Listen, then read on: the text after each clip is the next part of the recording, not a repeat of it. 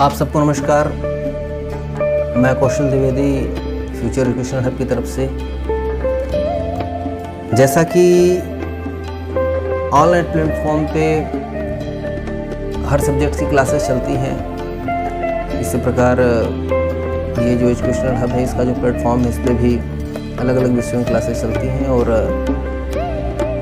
मैं एक म्यूज़िक का स्टूडेंट हूँ और जो अनुभव मेरे पास है और जो मैंने अपने पूज्य गुरुओं से पाया हुआ है उसके बिहाफ पे मैं प्रयास करता हूँ कि मैं अपने क्लासेस में लोगों को ज़्यादा से ज़्यादा दे सकूँ ताकि वो आगे की ओर बढ़ सकें, सफलता मिले उन्हें। और ईश्वर की कृपा से जो मेरा अनुभव है 2-4 सालों का ऑनलाइन क्लासेस में पढ़ाने का, स्कूल में पढ़ाने का, तो अभी तक बहुत अच्छी सफलता मिली हुई है।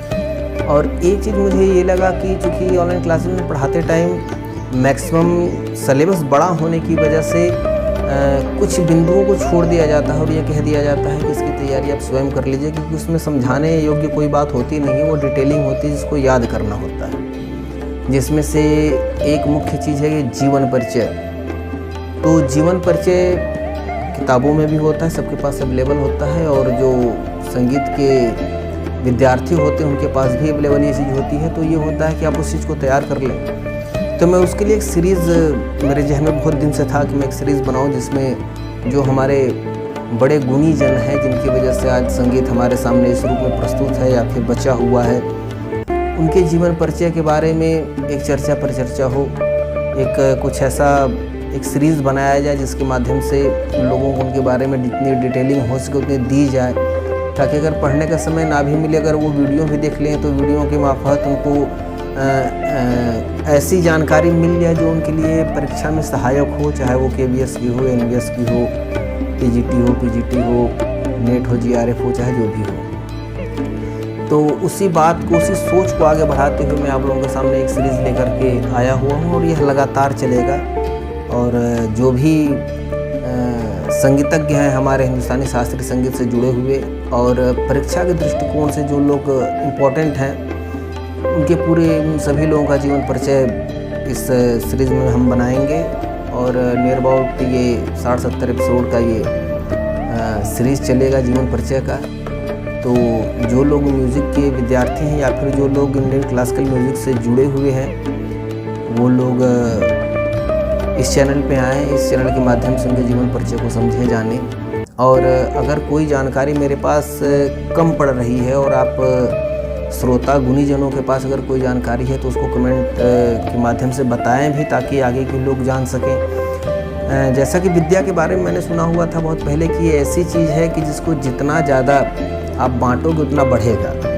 तो उसी उम्मीद के साथ यह भाव रखते हुए कि इस वीडियो से मेरे भाइयों को, मेरी बहनों को कुछ बेनिफिट हो जाए, उनके एग्ज़ाम में कुछ बेनिफिट हो जाए, और ये उम्मीद रखते हुए कि अगर कोई गुणीजन इस वीडियो को देख रहा हो तो उसका सानिध्य भी मुझे मिल जाए, उनकी जो जानकारी है उस जानकारी के कुछ अंश मुझे भी मिल जाए। मैं इस वीडियो को आप लोगों के सामने लेकर के आया हुआ हूँ। आज हम लोग बात करेंगे हमारे वर्तमान संगीत के, जो नवजागरण संगीत का जो मसाल लेकर के सबसे आगे आगे चले, जिनको हम चतुर पंडित के नाम से भी जानते हैं, श्री विष्णु नारायण भारतखंडे जी के बारे में। तो जैसा कि विष्णु नारायण भारतखंडे जी के बारे में बहुत सारे क्वेश्चन पूछते हैं, उनकी जन्मतिथि पूछ देगा या फिर पूछ देता है कि थाट वर्गीकरण का सिद्धांत कौन लेकर के आया, तो विष्णु नारायण भारतखंडे जी का नाम आता है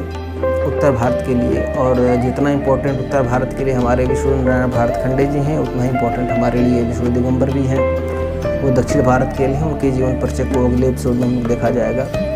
आज इनके जीवन परिचय के बारे में कुछ जो महत्वपूर्ण बातें हैं उसको थोड़ा ध्यान देते हैं, देखते हैं। तो जैसा साक्ष्यों से मुझे अब तक जानकारी मिली है कि इनका जो जन्म हुआ था वो 10 अगस्त सन 1860 को महाराष्ट्र में एक बालकेश्वर नाम का स्थान था जहाँ पे इनका जन्म हुआ था। तो ये एक बहुत ही इम्पोर्टेंट पॉइंट है जिसको हमको याद कर लेना चाहिए कि 10 अगस्त 1860 महाराष्ट्र के बालकेश्वर नामक स्थान पर इनका जन्म हुआ था।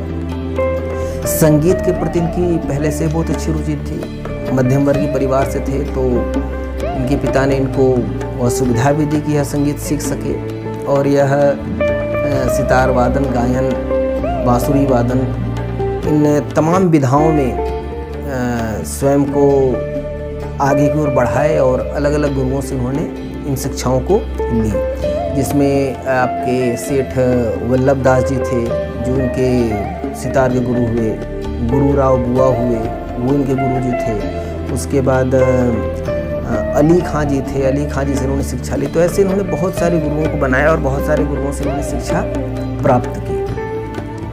किंतु चूँकि इनके पिताजी का ये मानना था कि ये जो म्यूज़िक है इसको तुम एज ए इंटरेस्ट लो, अच्छी चीज़ है, सम्मान करता हूँ इसका, लेकिन अपना जो ऑक्यूपेशन है, अपना जो पेशा है, अपना जो व्यवसाय है, जीवन जीने के लिए हर व्यक्ति के लिए एक अपना कर्म क्षेत्र होता है। तो उस कर्म क्षेत्र के लिए उनके पिताजी का मानना था कि संगीत उचित नहीं है, क्योंकि उस समय तक भी संगीत को बहुत अच्छी दृष्टि से नहीं देखा जाता था। ये 1860 में बात कर रहा हूँ, नियर अबाउट आज से 150 साल से पहले की बात थी। इनकी पढ़ाई लिखाई चलती रही। उस समय 1883 ईस्वी में इन्होंने ग्रेजुएशन की, बीए की परीक्षा पास की। 1890 में इन्होंने LLB कर लिया। लाहौर जो था वो हिंदुस्तान का हिस्सा था और वहाँ पे इन्होंने वकालत शुरू कर दी। वकालत शुरू करने के बाद प्रोसेस चलने लगा, सब कुछ होने लगा, लेकिन इनका जो दिल था, जो इंटरनल जो इनका मन था, वह वकालत में लगता नहीं था। और जो लोग बाय हार्ट म्यूज़िक से जुड़े हुए हैं, देखिए दो चीज़ें होती हैं किसी भी काम को करने के लिए। एक होता है कंपल्सन कि मैं बिहाफ द कंपल्सन कोई काम कर रहा हूँ, मजबूरी में कर रहा हूँ, और एक होता है बिहाफ द चॉइस कि मैं चॉइस के बेस पे उस चीज़ को पकड़ा हुआ हूँ। तो बिहाफ द कंपल्सन इनके लिए वकालत थी और बिहाफ द चॉइस इनके लिए म्यूज़िक था। और इस कस्मकस में ये जीवन तो चल रहा था, शादी विवाह हो गया और चलने लगा जीवन। लेकिन 20वीं शताब्दी के आते आते इनके जीवन में एक बड़ी दुर्घटना, मैं कह लूँ, दुर्घटना कहना ही उचित होगा, दुर्घटना हुई जिसमें इनकी पत्नी, इनके बच्चे का निधन हो गया, स्वर्गवास हो गया और यह अपने आप को बहुत अकेला पाने लगे। और उस कंडीशन में ये अपनी वकालत को छोड़ करके पूरी तरह से संगीत के साथ जुड़ गए, क्योंकि जो लोग संगीत से जुड़े हैं वो इस बात को समझ सकते हैं कि संगीत जो है वह आत्मबोध कराने की वस्तु है। उसके माध्यम से हम आत्मबोध करते हैं। संगीत से ये जुड़े। संगीत से जुड़ने के बाद इनके जहन में आया कि सबसे पहले संगीत का जो बिगड़ा हुआ स्वरूप है इसको कैसे बनाया जाए, क्योंकि बहुत सारी गंदगी मैं कह सकता हूँ कि प्रवेश कर चुकी थी संगीत में। जो संगीत हमारा वैदिक काल में बहुत ही उच्च कोटि का था और क्रम में आगे बढ़ते गया, बढ़ते जब से मुगल का दौर चलने लगा तब से यह विलासिता का एक विषय बन गया, विलासिता की एक वस्तु बन गई और लोग इसको विलासिता की दृष्टि से ही देखते थे। अब चूँकि जो लोग जिन लोगों का यही पेशा था, जिनको इसी से रोजी रोटी चलानी थी, उन लोगों के पास कोई चॉइस नहीं था। वो लोग भी विलासिता के रूप में ही इसको प्रस्तुत करने लगे, लोगों के सामने देने लगे। कुछ एक रियासतों में अपने स्वरूप में यह बचा रहा, लेकिन मैक्सिमम कंडीशन में यह था कि यह विलासिता की ही वस्तु बन चुकी थी। समय आगे बढ़ता गया। समय बढ़ने के साथ साथ यह सबसे पहले 1907 में दक्षिण की यात्रा पर निकली और दक्षिण की यात्रा में निकलने के बाद वहाँ के जो विद्वान थे, जो मानंद थे, उनसे इन्होंने शिक्षा ली। चाहे जिस प्रकार शिक्षा मिले, अगर इनको पेमेंट करके शिक्षा देनी होती थी तो पेमेंट करते थे, अगर इनको सेवा करके शिक्षा लेनी होती तो सेवा दे करके शिक्षा लिया करते थे। इनका उद्देश्य था मुझे शिक्षा चाहिए, मुझे नई नॉलेज चाहिए, मुझे नई चीज़ चाहिए और उसके लिए नए नए लोगों से मिलते रहते थे, सबसे कुछ न कुछ पाया करते थे। पुरानी बंदिशों को एकत्रित करने का काम इन्होंने प्रारंभ किया कि पुरानी जो बंदिशें हैं जिनका लोप हो रहा है, वो जो पुराने लोग थे, जो पुराने विद्वान थे, उनकी शरणागति में जाकर के उन्होंने उन बंदिशों को कलेक्ट किया। दक्षिण की यात्रा कंप्लीट करने के बाद 1908 के टाइम पीरियड में उत्तर भारत में आते हैं। उत्तर भारत में भी घरानों का बड़ा बोलबाला रहा और बड़े बड़े घरानों में राजस्थान हो गया, लखनऊ हो गया, तमाम जगहों पे ये गए और जाने के बाद वहाँ से भी इनको जो मिल सका वो इन्होंने लिया और सतत प्रयास करते रहे कि संगीत हमारा चलता रहे। उसी बीच 1910 में इन्होंने लक्ष्य संगीतम के नाम से अपनी एक किताब लिखी, जिसमें इन्होंने अपना नाम चतुर पंडित दिया था। इनका उपनाम चतुर पंडित है, तो चतुर पंडित के नाम से इन्होंने उसका प्रकाशन किया हुआ था। और एक बात मैं और बता दूं कि लक्ष्य संगीतम जो है वह इनके द्वारा रचित एक बहुत बड़ा पुस्तक है, ग्रंथ कह लीजिए आप है, जिसका प्रकाशन 2 बार हुआ। एक बार 1910 में हुआ, जहाँ पे इन्होंने अपना उपनाम चतुर पंडित के नाम से उसको प्रकाशित किया, और दूसरा 1934 में हुआ, जिसमें इन्होंने अपना वास्तविक नाम जो था वह प्रकाशित किया हुआ था।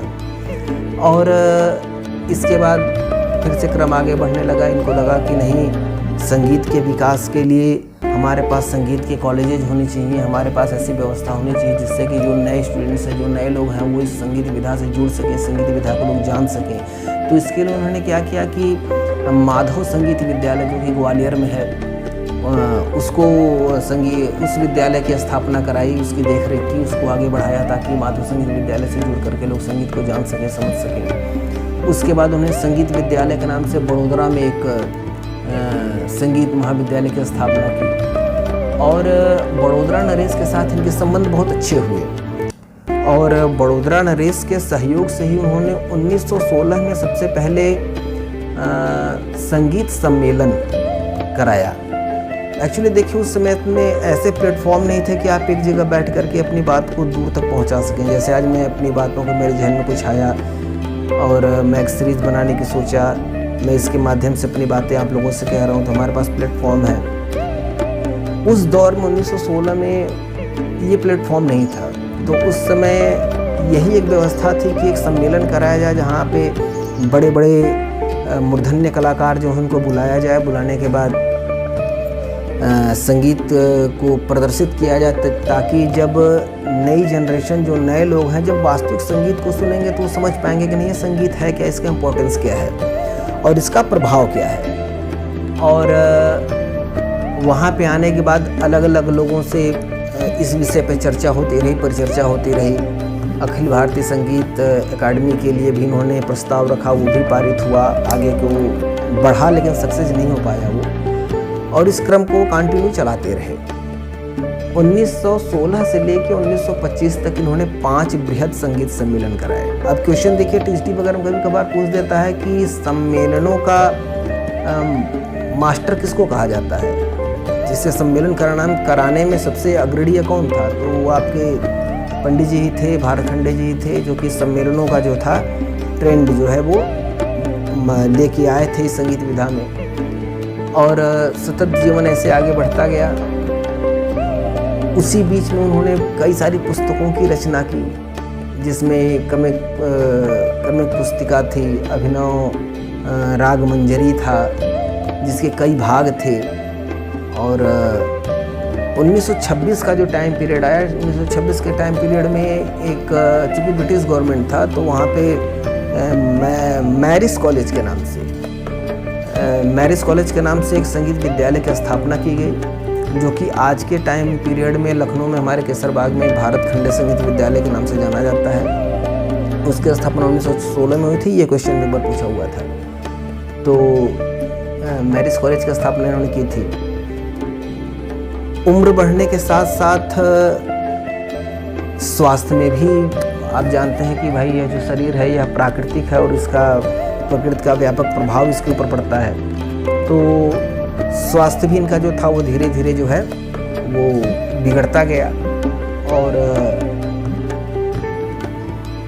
जीवन के अंतिम पड़ाव की ओर आगे बढ़ते हुए भी संगीत की सेवा विष्णु नारायण भारत खंडे सतत करते रहे।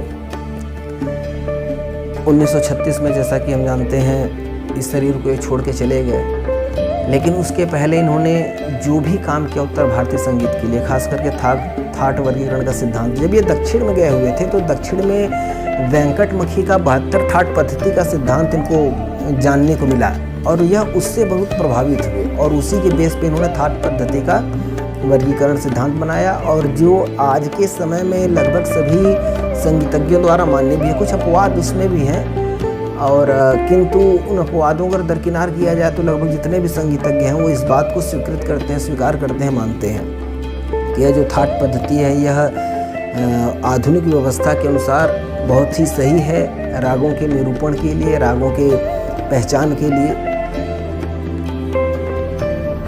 अंत में वह बहुत ज़्यादा ना कहते हुए यही कहना चाहूँगा कि विष्णु नारायण भारतखंडे आधुनिक भारतीय संगीत में एक बहुत बड़े नाम है। और आधुनिक भारतीय संगीत जिस प्रकार से आज जन जन तक पहुंच रहा है, जैसे कि पहले यह घरानों की व्यवस्था में थी, सबके पास इतनी व्यवस्था नहीं थी कि वह जाके ले सके वह शिक्षा, और लोग देते भी नहीं थे प्रोसेस वे में। स्वरलिपि पद्धति, उत्तर भारतीय स्वरलिपि पद्धति का पूरा निर्माण करने का श्रेय इनके पास जाता है। रिटन फॉर्म में संगीत हमको मिलने लगा। पहले तो ये होता था कि हम गुरुओं के पास जाते थे और 8 साल 10 साल एक लंबा टाइम पीरियड हम वहाँ देते थे, और देने के बाद भी जब गुरु की इच्छा होती थी तो वो हमें देता था, अन्यथा वो हमें बस घुमाए रखता था अपने पास, जिसकी जैसी धारणा होती थी उसके अनुसार। तो उस चीज़ को जन सुलभ बनाने का काम जो है वह आपके विष्णु नारायण भारतखंडे जी ने किया हुआ था। और भारत का जो संगीत है उन्हें कभी भूल नहीं सकता। आज इस जानकारी के साथ मैं अपने इस वीडियो को यहीं पे विराम देता हूँ। अगली कड़ी में मैं चाहूँगा कि और गहन जानकारी के साथ और डेप्थ के साथ मैं आप लोगों के सामने और किसी अन्य संगीतकार का जीवन परिचय लेकर के आऊँ। तब तक के लिए नमस्कार। और आप में से अगर किसी को मेरी बात अच्छी लगी हो तो प्लीज़ चैनल को सब्सक्राइब कर दे और थोड़ा शेयर कर दे, ताकि बातें अधिक से अधिक लोगों तक पहुंच सके। और इसका मेरा मेन उद्देश्य बस यही है कि मैं एक ऐसी जीवन परिचय की सीरीज़ बनाऊं जो कि हमारे स्टूडेंट्स के लिए और उन लोगों के लिए जो कि संगीत से जुड़े हुए उनके काम आ सके। और आप में से कोई गुणीजन अगर कुछ और भी जानता है इनके बारे में तो प्लीज़ ज़रूर कमेंट्स के माध्यम से बताएं।